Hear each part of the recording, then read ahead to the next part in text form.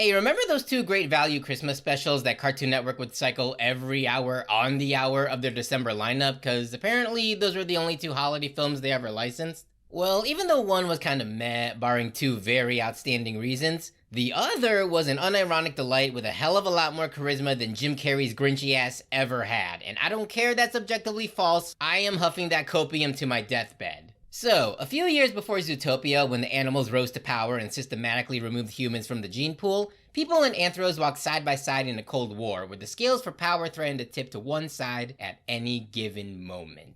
Anyway, it's the Christmas season, and a Jack Russell Terrier chick meets a penguin man trying to manipulate the free market. So she uses her buttery smooth Drew Barrymore voice to weasel him out of an arrest. When she gets back home, her husband is like, "Yo bitch, why aren't you on all fours and barking for my approval?" And she's like, "Not tonight, babe. I had a long day at the courthouse and I just want to go to bed." We meet up with her pet flea, and yes, you heard that correctly. The human has a pet sapient dog, who in turn has a pet sapient flea, whose name is Fido. I'm not making this shit up, I swear. Fleaboy tries to ease Olive's marital problems with some radio, but they hear Santa might be putting the brakes on the whole delivering presents thing, and that they need Olive the Other Reindeer to save Christmas. And the bug is like, "Girl, that's it! All you have to do is go to the North Pole, find Santa, and threaten to boycott his frosty ass unless he gives you free marriage counseling." Oh, wait, let me get this straight. You're suggesting I take an entire national holiday hostage just so I don't have to spend a few extra bucks to fix my relationship issues? Yeah. Dude, that's brilliant. So Olive bounces for the bus, but gets roadblocked by this mailman who, honest to God, has the most legitimate grievance out of any Christmas villain I have ever seen.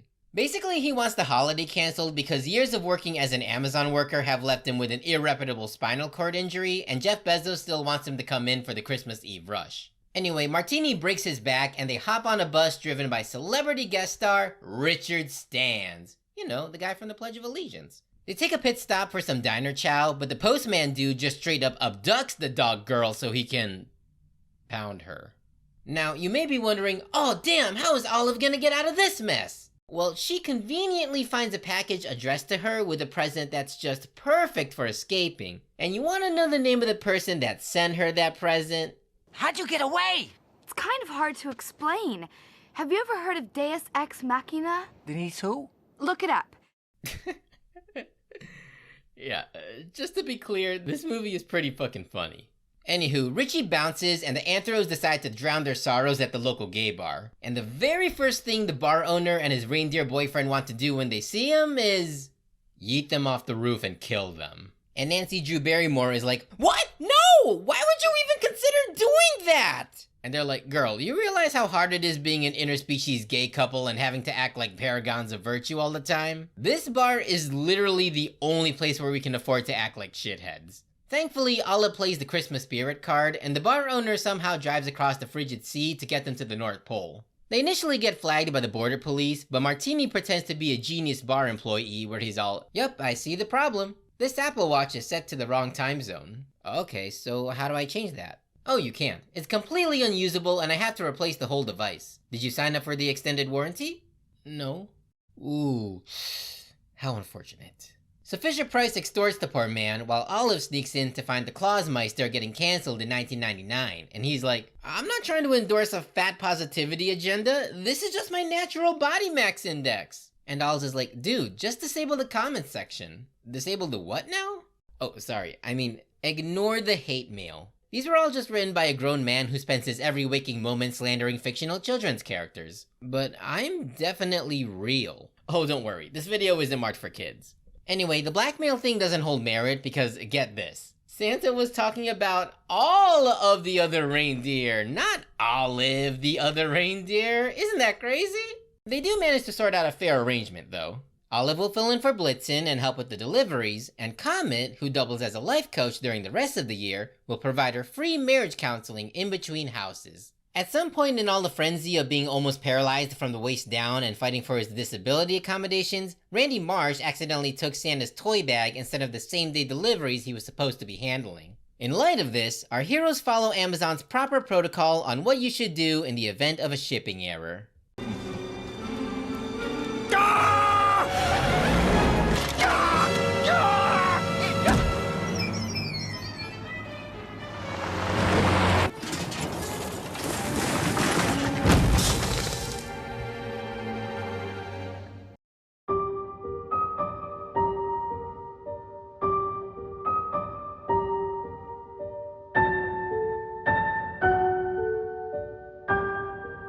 So they snag the presents, do the deliveries, do some caroling, and Olive unloads about her intimacy issues with Tim well into the night. And Comet, in his professional opinion, is like, yeah, normally I wouldn't claim this without having both the husband and wife here, but given what you've already told me, I think the problem with your guys' marriage is that your husband's a fucking racist. What? No! I mean, sure, he degrades me and makes me feel like a mindless animal, but that doesn't mean he's a racist. It's just a game that we play and nothing more.